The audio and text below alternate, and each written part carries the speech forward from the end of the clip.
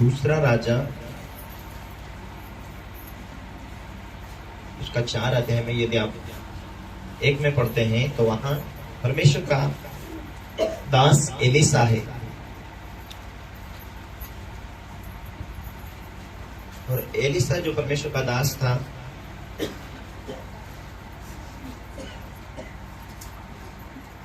Mobile को silent रखें ताकि आप परमेश्वर के वचन सुनने के लिए आए हैं, परमेश्वर की बातों को समझने के लिए आए हैं।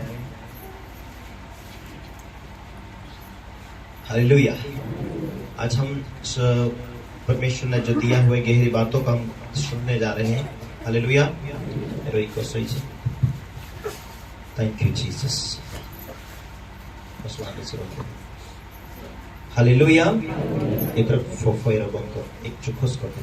Thank you, Lord Jesus, Jesus, Jesus. गहरा जाता है। Hallelujah, Hallelujah, Hallelujah. Thank you, Lord Jesus. Hallelujah. Thank you, Lord. Riba shakaraba shakuraba labaraba. Thank you, Jesus. Glory, glory, glory. Hallelujah. एक बार पढ़े दूसरा राजा उसका 4 अध्याय उसका 1 से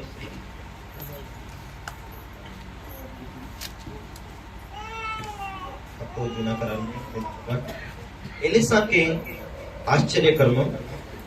भविष्यवक्ता के दल में से एक स्त्री ने एलिसा की दुहाई देकर कहा, तेरा दास मेरा पति मर गया है। तो जानता है कि वह यहोवा का भय मानने वाला था और जिसका वह कर्जदार था वह आया है कि मेरे दोनों पुत्रों को अपने दास बनाने के लिए ले जाए। एलिसा ने उससे पूछा, मैं तेरे लिए क्या कर सकता हूँ, क्या करूं, मुझे बता। तेरे घर में क्या है? उसने कहा, तेरी दासी के घर में 1 हंडी तेल को छोड़ और कुछ नहीं है। उसने कहा, तो बाहर जाकर अपने सब पड़ोसियों से खाली बर्तन मांग ले और थोड़े बर्तन न लाना। फिर तो अपने बेटों समेत अपने घर में जा और द्वार बंद कर ले। उन सब बर्तनों में तेल उंडेल देना और जो भर जाए उन्हें अलग रखना। तब वह उसके पास लेकर चली गई और अपने बेटों के समेत अपने घर जाकर द्वार बंद किया। तब वे तो उसके पास बर्तन लाते गए और वह उंडेलती गई।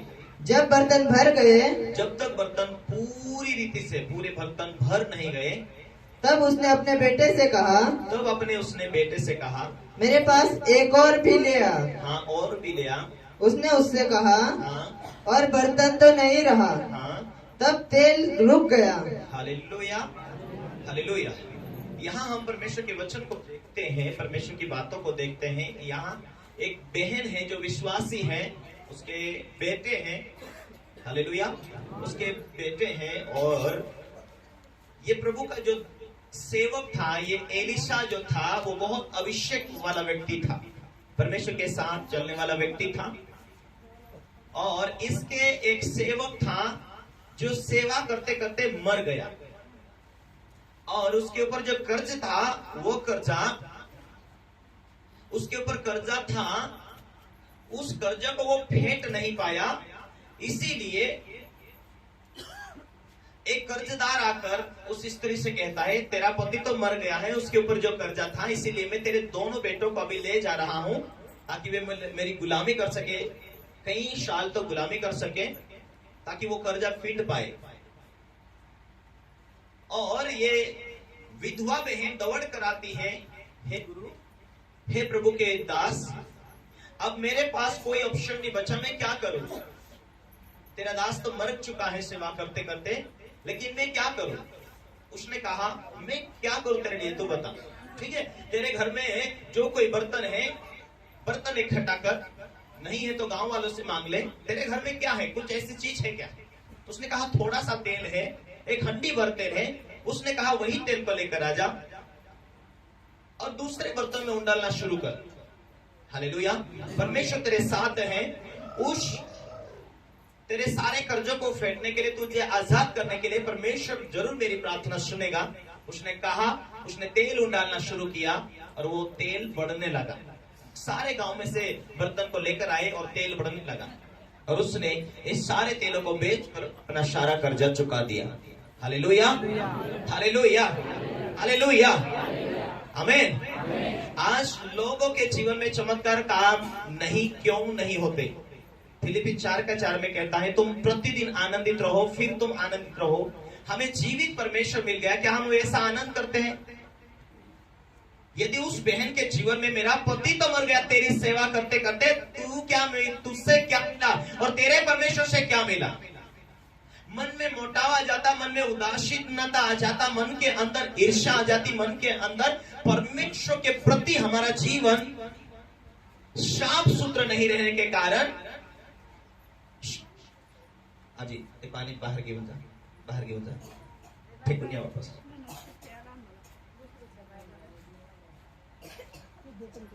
हालेलुया।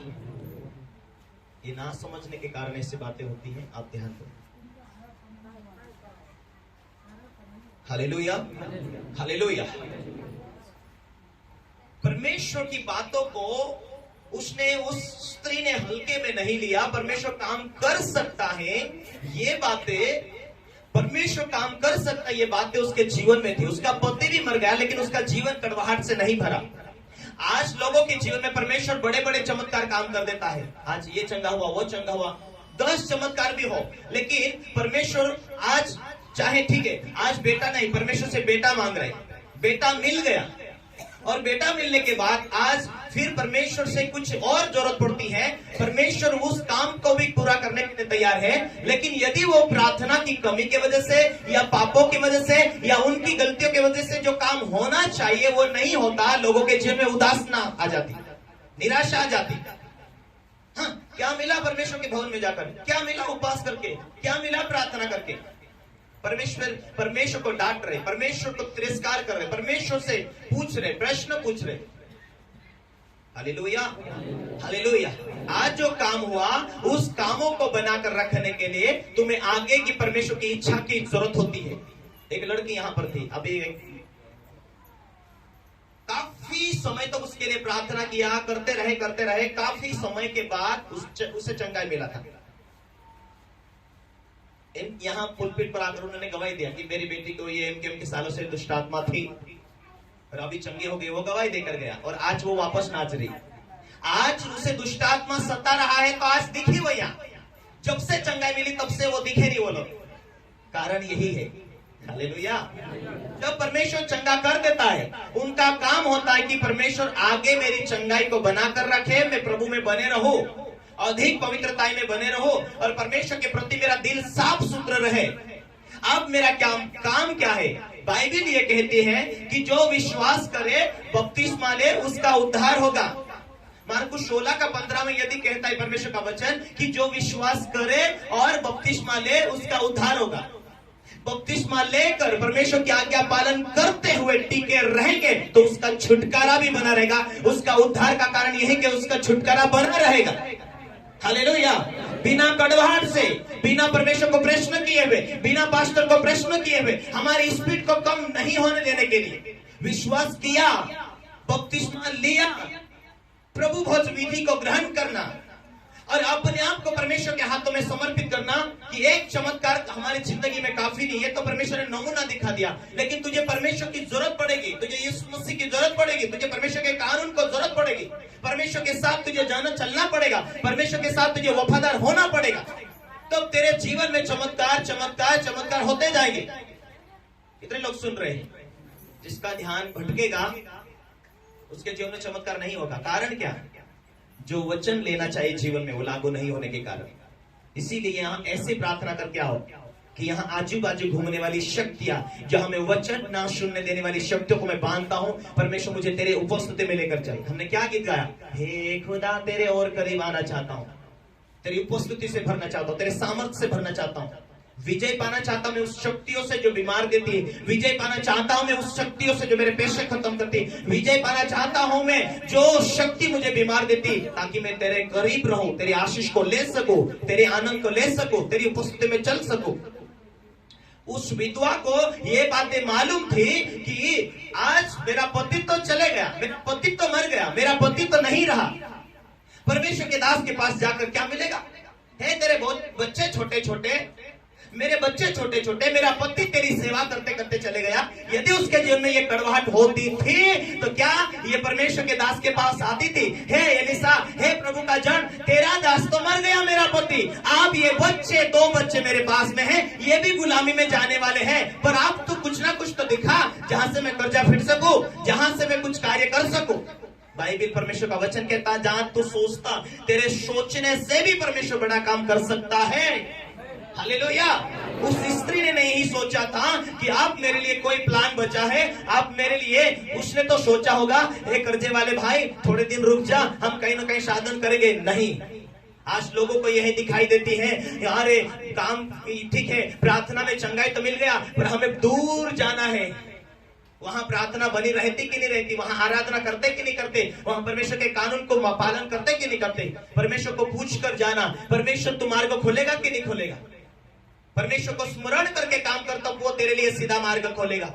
नीति वचन 3 उसका 5 में कहता है उसको ही स्मरण करके सब काम कर, फिर वो तेरे लिए सीधा मार्ग खोलेगा। क्या हम उसे स्मरण करते, क्या हम उसे याद करते, क्या परमेश्वर तू यहाँ जहां मैं हूं वहां से तू मार्ग खोलेगा, मेरे कर्जे को फेड पाएगा, मेरे लिए मार्ग खोल पाएगा, मुझे इस बीमारी से निकाल पाएगा, मुझे आजाद कर पाएगा, मेरे लिए क्या प्लान है तेरी? परमेश्वर के पास आने वालों के लोगों के लिए परमेश्वर की इच्छा है, परमेश्वर की योजना कि उन्हें बीमारी से निकाले।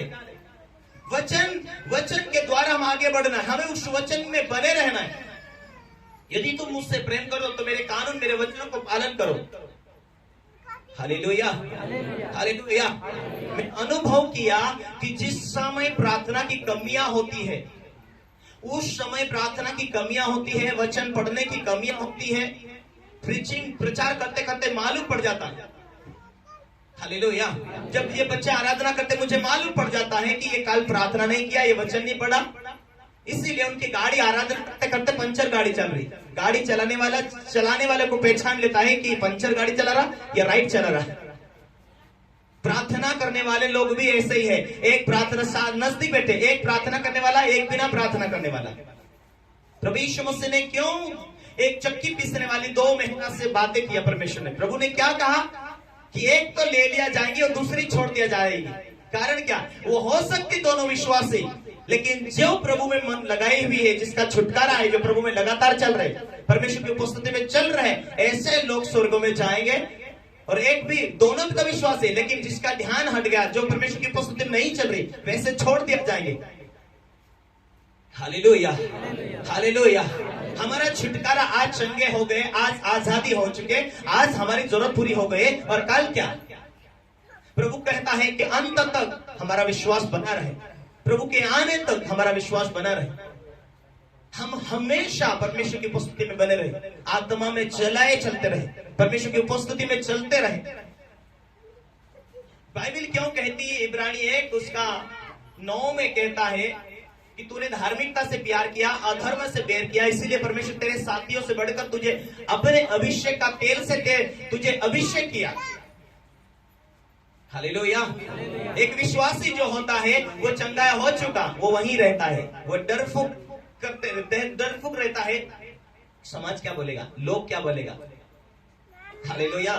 वो आगे नहीं बढ़ना चाहता क्योंकि उसको आत्मिक जीवन की छुटकारा नहीं होने के कारण।